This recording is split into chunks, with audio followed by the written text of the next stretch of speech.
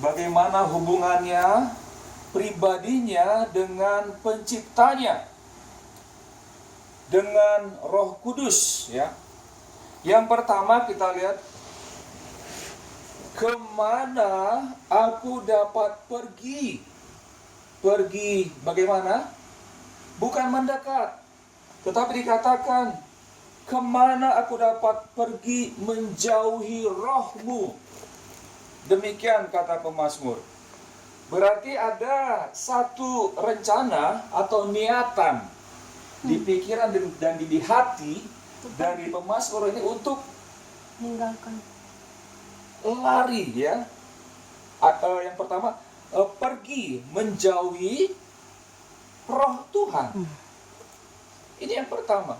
Kenapa pemazmur mengungkapkan isi hatinya seperti itu? Kalau kita lihat apa yang dialami pemazmur, kalau kita lihat Daud, bagaimana pengalamannya yang begitu banyak, begitu luas, begitu beraneka ragam, ya. Pengalamannya bersama Tuhan dalam menghadapi musuh-musuhnya, dalam menghadapi rintangan, tantangan dalam kehidupannya. Kita lihat begitu banyak beragam yang dialami oleh Daud. Kalau kita lihat, pertama, ya, tentu dia mengalami kemenangan-kemenangan besar melawan musuh-musuhnya. Tetapi bukan hanya itu, pemazmur juga pernah, bahkan berulang kali mengalami tekanan, mengalami kekalahan, mengalami intimidasi, mengalami kekalahan dan jatuh, ya, mengalami hal-hal yang sangat menekan jiwanya. Demikian. Jadi kita tidak kaget, ya. Kita tidak kaget dengan ucapan yang keluar dari hatinya yang mengatakan, kemana aku dapat pergi menjauhi rohmu? Dikatakan di situ. Sepertinya ada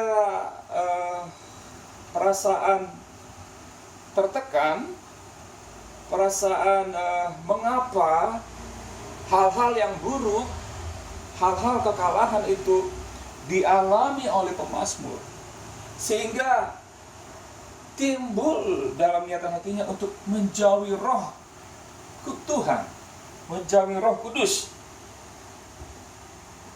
Yang kedua, kemana aku dapat lari dari hadapanmu? Dia hendak berniat untuk menjauhi Tuhan dengan lari dari hadapannya.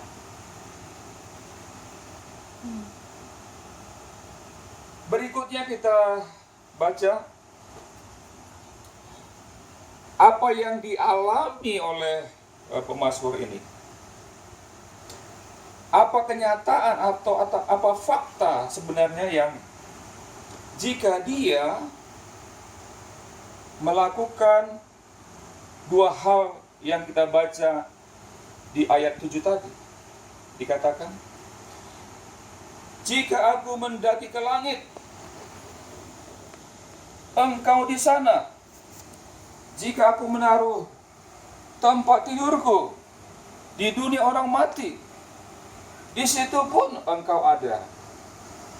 Pada ayat ini, pemazmur mengakui bahwa Tuhan itu, bahwa Allah itu, bahwa Roh Kudus itu adalah pribadi yang omnipresent.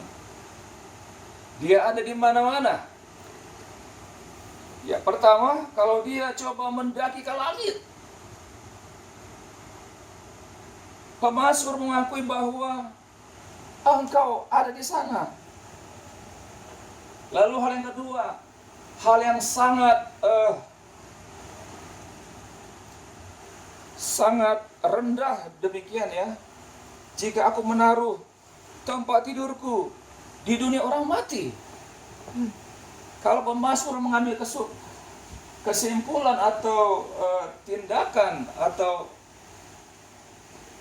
keputusan, ya, Untuk misalnya, karena banyak zaman ini misalnya orang yang karena tekanan atau permasalahan yang tidak mampu dia hadapi, dia mengambil jalan pintas, gitu ya, untuk mengakhiri hidupnya, untuk segera meninggalkan dunia ini. Ini juga kalau kita baca, ini ada niatan ya di hati dari pemazmur ini. Jika aku menaruh tempat tidurku di dunia orang mati, apa artinya? Dia mau meninggalkan dunia ini dengan jalan pintas. Tetapi sekali lagi pemazmur mengakui bahwa di situ pun engkau, roh Tuhan ada di situ. Dengan pernyataan ini, pemazmur mengungkapkan keyakinannya, kepercayaannya bahwa Tuhan itu lah yang menciptakan segala sesuatu. Segala sesuatu ada di dalam Tuhan.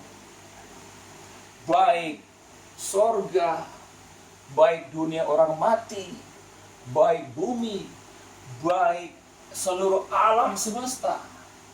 Itu adalah ciptaan Dia. Dan semuanya itu ada di dalam Dia. Pemazmur mengakui itu. Lalu selanjutnya dikatakan, jika aku terbang dengan sayap fajar dan membuat kediaman di ujung laut, juga di sana tanganmu akan menuntun aku dan tanganmu memegang aku. Di sini kita belajar melalui firman Tuhan yang kita baca,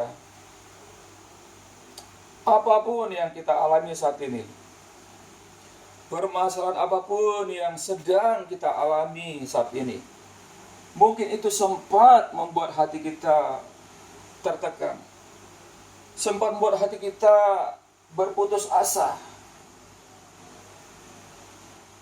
Firman Tuhan mengajarkan kepada kita bahwa kalau kita berniat untuk menjauhi roh Tuhan, lari daripada hadapannya, Tuhan tetap ada di sana. Apa artinya? Bahwa kasih setia Tuhan tetap untuk selama-lamanya. Dengan demikian, pemazmur mengambil kesimpulan, kasih Tuhan tidak berkesudahan, rancangannya tidak pernah gagal. Segala sesuatu yang Dia izinkan terjadi adalah kedaulatannya. Dia tidak berhak untuk